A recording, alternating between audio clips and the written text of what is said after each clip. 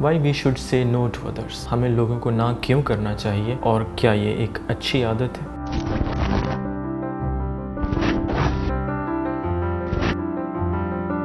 Y we should say no to others. हमें लोगों को ना क्यों करना चाहिए और क्या ये एक अच्छी आदत है? मेरे एक दोस्त हैं जिनका मैं यहाँ पे नाम नहीं लेना चाहूँगा, आपको उनकी कहानी सुनाता हूँ। He is a very nice, humble, kind human being.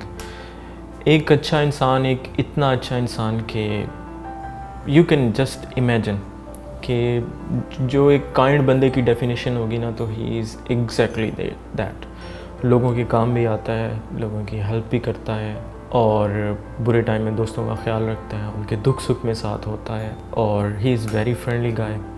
उसको अपने वर्क प्लेस पे काम करते हुए देखा है तो वो लोगों के साथ, जो उसके सबऑर्डिनेट्स हैं, जो उसके लिए काम करते हैं, he is super friendly with them. और इट्स वेरी सेल्डम कि मैंने उस बंदे को लोगों को ना करते हुए देखा होगा। तो he is a perfect definition of yes man. तो आप एक ऐसे सुपर काइंड बंदे की बात कर रहे हैं जिसे आप जब भी कोई काम कहेंगे, जब भी कोई बात कहेंगे, तो he will always say yes to you, चाहे काम हो या ना हो। लेकिन आई विल से वो अपना कोशिश पूरी करता है उस काम को करने की। अभी ये ना कर सकना उस बंदे की ज़िंदगी में मसले क्रिएट कर रहा है। वो किस तरह से? एक मैं अपना पर्सनल एक्सपीरियंस बताता हूँ कि हमारा एक ट्रैवल प्लान बना कि हम पाकिस्तान से बाहर जाएंगे और ट्रैवल करेंगे।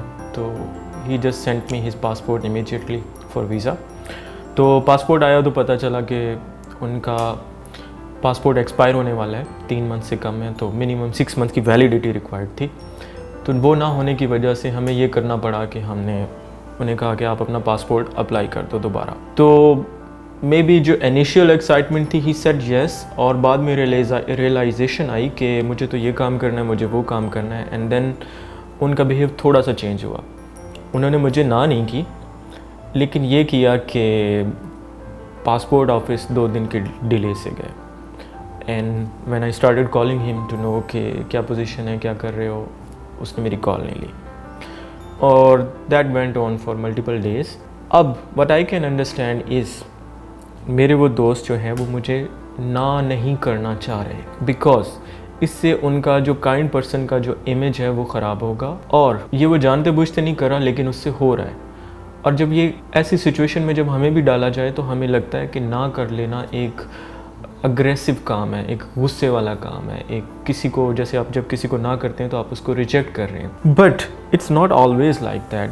अब उनको होना ये चाहिए था कि वो, अगर उनकी कोई मजबूरी थी तो he should have simply told me कि मेरे लिए पॉसिबल नहीं होगा, maybe we can go on a next trip. But अब कुछ दिन उन्होंने मेरी कॉल लेना छोड़ दी। कुछ दिन बाद जब मैं ट्रिप पे चला जाऊँगा, देन मेरा उनसे कांटेक्ट हो जाएगा and we will be talking about that. Because वो जो सर्टन गिल्ट है ना का, वो अवॉइड करना चाह रहे हैं और इस दौरान वो मुझसे बात नहीं करना चाह रहे हैं। तो ये कहानी सिर्फ मेरे उस दोस्त की नहीं रही, और भी बहुत सारे लोगों की ऐसी कहानी है। मेरी अपनी personally, I have been through this. I have always been a yes man. मुझसे ना नहीं की जाती। मुझसे ना करने का, ना कर सकने का फ़ायदा भी लोगों ने उठाया, और मैंने पर्सनली ना कर सकने की वजह से नुकसान उठाया। नुकसान इस तरह से उठाया कि जहाँ पे मैं ना कर सकता था वहाँ पे मैंने उधर भी हाँ बोल दी। इससे मैं एक तो ओवरबर्डन हो गया, मेरे ऊपर काम ज़्यादा आ गया, या मैंने ऐसी चीज़ों के लिए भी हाँ कह दी जो मैं नहीं कर सकता था।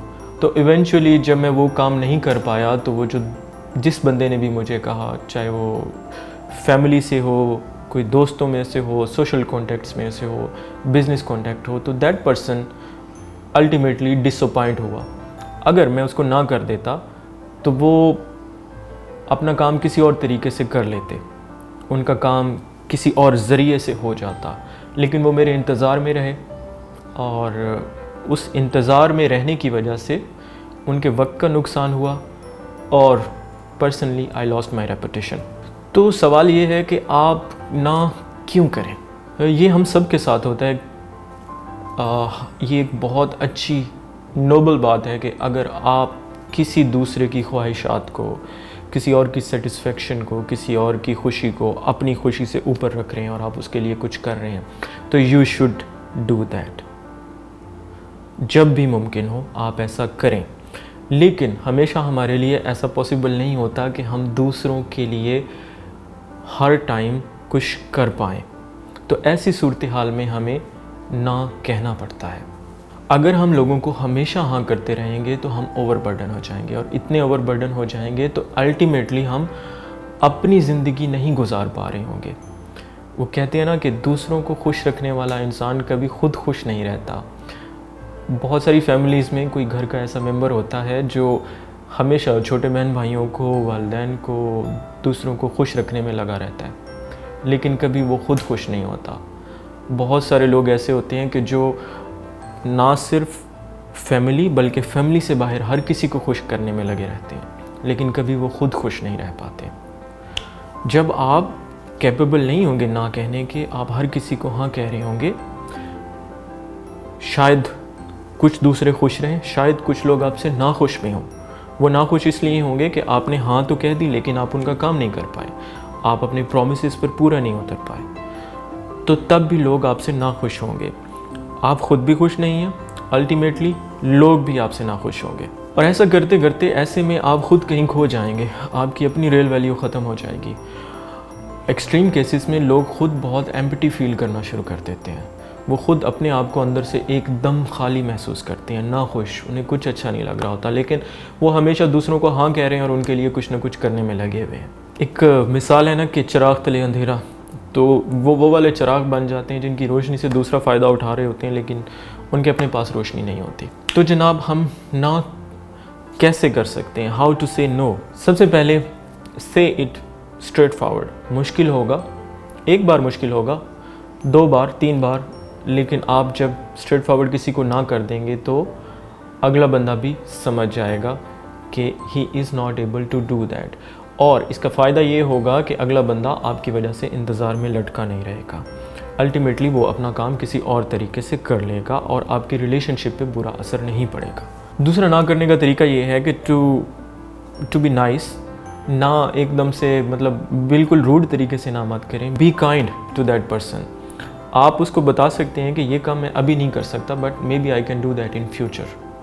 मे बी मैं 2 हफ्ते बाद ये काम कर पाऊँ, 3 हफ्ते बाद ये काम कर पाऊँ, बट अभी मेरे लिए ये करना पॉसिबल नहीं है क्योंकि मेरी कुछ मजबूरियां हैं, कुछ कमिटमेंट्स हैं, मैं उनके हिसाब से चल रहा हूँ। तीसरा अहम पॉइंट, अपनी अराउंड बाउंड्रीज सेट करें। It's very important to set boundaries around you. आपके अराउंड जो लोग हैं उन्हें ख़बर हो कि he has his own personal life as well.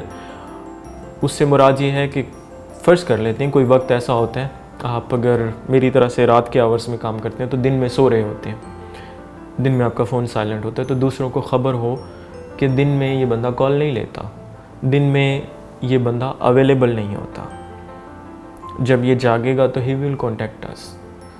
तो ये एक एग्जांपल है कि आप किस तरह से अपने अराउंड बाउंड्रीज सेट कर सकते हैं। ना करने से रिलेटेड चौथा अहम पॉइंट कि जब आप ना करें तो थोड़ा सा अपनी ना पे कायम रहें, क्योंकि बहुत सारे लोग ऐसे होंगे जो आपको इमोशनली ब्लैकमेल भी करेंगे। अगर आप उन्हें ना करेंगे तो they will show all this emotions, और वो लोग जो है ना बिल्कुल रंगीन हो जाएंगे जज्बात में, और इवन आपको छोड़ने तक की बात करें। तो अगर कोई बंदा आपकी ना पे इतना ज़्यादा नाकाबिले बर्दाश्त फीलिंग्स दिखा रहा है तो इसका मतलब ये है कि वो बंदा आपके रिलेशन की और आपकी रिस्पेक्ट नहीं करता। अगर आपका किसी के साथ हेल्दी रिलेशन है तो वो बंदा आपकी मजबूरी समझेगा, he will understand you, he will understand कि आपने उसे ना क्यों की, और ही विल एक्सेप्ट इट, और उसका आपके रिलेशनशिप पर इन द लॉन्ग रन कोई असर नहीं होगा। और last point, be selfish in a positive way. वही बात चिराग तले अंधेरे वाली कि जब आप खुद खुश होंगे तब आप दूसरों को खुश रख पाएंगे। अगर आप खुद एम्प्टीनेस की फीलिंग में हैं, आप खालीपन का शिकार हैं, आप दबाव का शिकार हैं, आप नर्वस हैं, आप परेशान हैं, आप गिल्टी फील कर रहे हैं, तो कभी भी आप अपने अराउंड मौजूद लोगों को खुश नहीं रख पाएंगे, कभी भी आप उनका ख्याल नहीं रख पाएंगे, आप अपनी ड्यूटीज़, अपने फ़राइज़ नहीं निभा पाएंगे। किसी और को खुश रखने के लिए, दूसरों का ख्याल रखने के लिए सबसे पहले आपका अपना खुश होना ज़रूरी है। I hope this video helps you in improving your life. इस वीडियो को काइंडली शेयर करें ताकि और लोग जो इस तरह की प्रॉब्लम्स का शिकार हैं वो भी अपनी ज़िंदगी बेहतर बना पाएँ। Thank you.